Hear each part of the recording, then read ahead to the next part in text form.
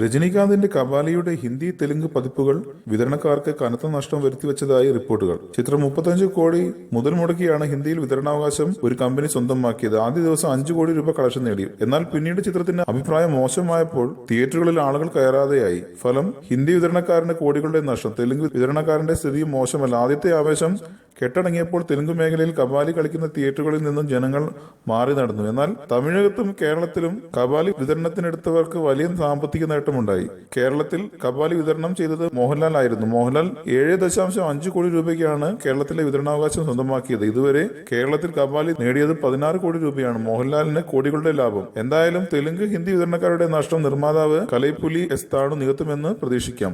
രഞ്ജിത്ത് സംവിധാനം ചെയ്ത കബാലി ലോകമെമ്പാടുമായി 700 കോടിയിലധികം കളക്ഷൻ നേടിയെന്നാണ് നിർമ്മാതാവിന്റെ അവകാശവാദം. കൂടുതൽ സിനിമാ വാർത്തകൾക്കും വിശേഷങ്ങൾക്കും ഇപ്പോൾ തന്നെ സബ്സ്ക്രൈബ് ചെയ്യൂ മലയാളം ക്രിയേഷൻസ്.